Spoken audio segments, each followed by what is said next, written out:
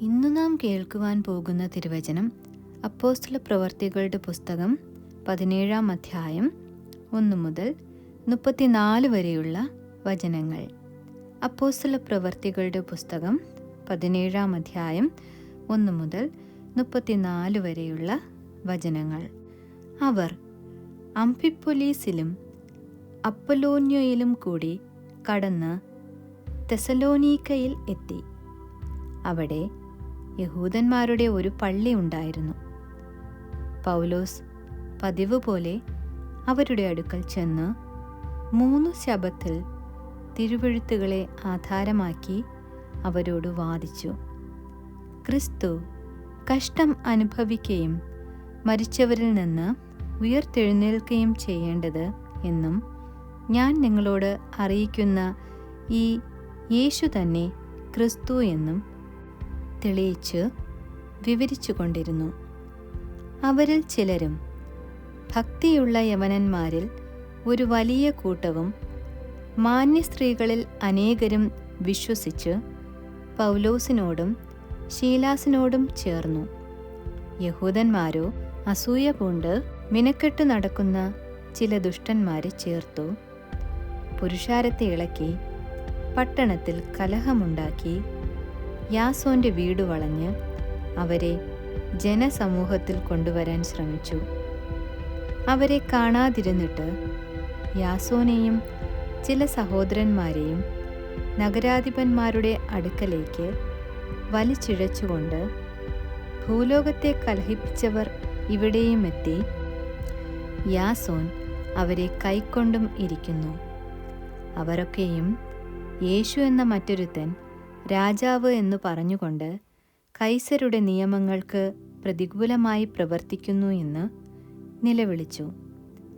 ഇതു കേട്ടിട്ട് പുരുഷാരവും നഗരാധിപന്മാരും ഭ്രമിച്ചു. യാസോൻ മുതലായവരോട് ജാമ്യം വാങ്ങി അവരെ വിട്ടയച്ചു. സഹോദരന്മാർ ഉടനെ രാത്രിയിൽ തന്നെ പൗലോസിനെയും ശീലാസിനെയും ബെരോവയ്ക്ക് പറഞ്ഞയച്ചു. അവിടെ എത്തിയപ്പോൾ അവർ യഹൂദന്മാരുടെ പള്ളിയിൽ പോയി. അവർ തെസലോനിക്കയിലുള്ളവരേക്കാൾ ഉത്തമന്മാരായിരുന്നു. അവർ വചനം പൂർണ്ണ ജാഗ്രതയോടെ കൈക്കൊണ്ടതല്ലാതെ അത് അങ്ങനെ തന്നെയോ എന്ന് ദിനം പ്രതി തിരുവെഴുത്തുകളെ പരിശോധിച്ചു പോന്നു. അവരിൽ പലരും മാന്യരായ യവന സ്ത്രീകളിലും പുരുഷന്മാരിലും അനേകരും വിശ്വസിച്ചു. പൗലോസ് ബെരോവയിലും ദൈവവചനം അറിയിച്ചത് തെസലോനിക്കയിലെ യഹൂദന്മാർ അറിഞ്ഞ് അവിടെയും വന്ന് പുരുഷാരത്തെ ഇളക്കി ഭ്രമിപ്പിച്ചു. ഉടനെ സഹോദരന്മാർ പൗലോസിനെ സമുദ്രതീരത്തേക്ക് പറഞ്ഞയച്ചു. ശീലാസും തിമോഥെയോസും അവിടെ തന്നെ പാർത്തു. പൗലോസിനോട് കൂടെ സഹായത്തിനു പോയവർ അവനെ അഥേനയോളം കൊണ്ടുപോയി. ശീലാസും തിമോഥെയോസും കഴിവതും വേഗത്തിൽ തൻ്റെ അടുക്കൽ വരണമെന്നുള്ള കൽപ്പന വാങ്ങി മടങ്ങിപ്പോന്നു. അഥേനയിൽ പൗലോസ് അവർക്കായി കാത്തിരിക്കുമ്പോൾ നഗരത്തിൽ ബിംബങ്ങൾ നിറഞ്ഞിരിക്കുന്നത് കണ്ട് മനസ്സിന് ചൂടുപിടിച്ചു. അവൻ പള്ളിയിൽ വെച്ച് യഹൂദന്മാരോടും ദൈവഭക്തന്മാരോടും ചന്തസ്ഥലത്ത് ദിവസേന കണ്ടവരോടും സംഭാഷിച്ചു പോന്നു. എപ്പിക്കൂര്യരും സ്തോയിക്കരും ആയ തത്വജ്ഞാനികളിൽ ചിലർ അവനോട് വാദിച്ചു. ഈ വിടുവായൻ എന്തു പറവാൻ പോകുന്നു എന്നു ചിലരും, അവൻ യേശുവിനെയും പുനരുത്ഥാനത്തെയും പ്രസംഗിക്കൊണ്ട് ഇവൻ അന്യദേവതകളെ ഘോഷിക്കുന്നവൻ എന്ന് തോന്നുന്നു എന്ന് മറ്റു ചിലരും പറഞ്ഞു. പിന്നെ അവനെ പിടിച്ച് അരയോപക കുന്നിന്മേൽ കൊണ്ടുചെന്ന്, നീ പ്രസ്താവിക്കുന്ന ഈ നവീനോപദേശം എന്ത് എന്ന് ഞങ്ങൾക്ക് അറിയാമോ? നീ ചില അപൂർവ കാര്യങ്ങളെ ഞങ്ങളുടെ ചെവിയിൽ കടത്തുന്നുവല്ലോ. അത് എന്ത് എന്ന് അറിവാൻ ഞങ്ങൾ ആഗ്രഹിക്കുന്നു എന്നു പറഞ്ഞു. എന്നാൽ അഥേനർ ഒക്കെയും അവിടെ വന്നു പാർക്കുന്ന പരദേശികളും വല്ല പുതുമയും പറയുകയോ കേൾക്കുകയോ ചെയ്യുവാനല്ലാതെ മറ്റൊന്നിനും സമയം ഉപയോഗിക്കുന്നവരല്ല. പൗലോസ് അരയോപകമധ്യേ നിന്നുകൊണ്ട് പറഞ്ഞത്, അഥേന പുരുഷന്മാരെ, നിങ്ങൾ എല്ലാറ്റിലും അതിഭക്തന്മാർ എന്ന് ഞാൻ കാണുന്നു. ഞാൻ ചുറ്റി നടന്ന് നിങ്ങളുടെ പൂജാസ്ഥാനങ്ങളെ നോക്കുമ്പോൾ അജ്ഞാതദേവന് എന്ന് എഴുത്തുള്ള ഒരു വേദിക്കല്ല് കണ്ടു. എന്നാൽ നിങ്ങൾ അറിയാതെ പൂജിക്കുന്നത് തന്നെ ഞാൻ നിങ്ങളോട് അറിയിക്കുന്നു. ലോകവും അതിലുള്ളതൊക്കെയും ഉണ്ടാക്കിയ ദൈവം സ്വർഗത്തിനും ഭൂമിക്കും നാഥനാകൊണ്ട് കൈപ്പണിയായ ക്ഷേത്രങ്ങളിൽ വാസം ചെയ്യുന്നില്ല.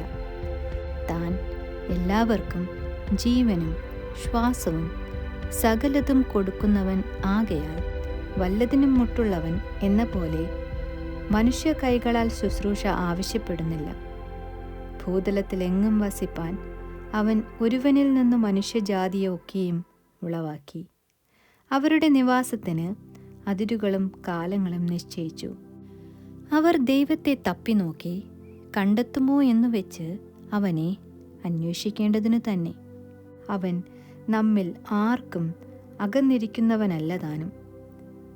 അവനിലല്ലോ നാം ജീവിക്കുകയും ചരിക്കുകയും ഇരിക്കുകയും ചെയ്യുന്നത്. അങ്ങനെ നിങ്ങളുടെ കവിവരന്മാരിലും ചിലർ നാം അവൻ്റെ സന്താനമല്ലോ എന്നു പറഞ്ഞിരിക്കുന്നു. നാം ദൈവത്തിൻ്റെ സന്താനമെന്നു വരികയാൽ ദൈവം മനുഷ്യൻ്റെ ശില്പവിദ്യയും ഭാവനയും കൊണ്ട് കൊത്തിയുണ്ടാക്കുന്ന പൊന്ന്, വെള്ളി, കല്ല് എന്നിവയോട് സദൃശ്യമെന്ന് ചിന്തിക്കരുത്. എന്നാൽ അറിവില്ലായ്മയുടെ കാലങ്ങളെ ദൈവം ലക്ഷ്യമാക്കാതെ ഇപ്പോൾ എല്ലായിടത്തും എല്ലാവരും മാനസാന്തരപ്പെടണമെന്ന് മനുഷ്യരോട് കൽപ്പിക്കുന്നു. താൻ നിയമിച്ച പുരുഷൻ മുഖാന്തരം ലോകത്തെ നീതിയിൽ ന്യായം വിധിപ്പാൻ അവൻ ഒരു ദിവസത്തെ നിശ്ചയിച്ചു. അവനെ മരിച്ചവരിൽ നിന്ന് ഉയർത്തെഴുന്നേൽപ്പിച്ചതിനാൽ എല്ലാവർക്കും അതിൻ്റെ ഉറപ്പ് നൽകിയുമിരിക്കുന്നു. മരിച്ചവരുടെ പുനരുത്ഥാനത്തെക്കുറിച്ച് കേട്ടിട്ട് ചിലർ പരിഹസിച്ചു. മറ്റു ചിലർ, ഞങ്ങൾ ഇതിനെപ്പറ്റി പിന്നെയും നിന്റെ പ്രസംഗം കേൾക്കാമെന്ന് പറഞ്ഞു. അങ്ങനെ പൗലോസ് അവരുടെ ഇടയിൽ നിന്ന് പോയി. ചില പുരുഷന്മാർ വിശ്വസിച്ച് അവനോട് ചേർന്നു. അവരിൽ അരയോപഗസ്ഥാനിയായ ദിയോനിസ്യോസും ദമരീസ് എന്നു പേരുള്ള ഒരു സ്ത്രീയും മറ്റു ചിലരും ഉണ്ടായിരുന്നു. ആമേൻ.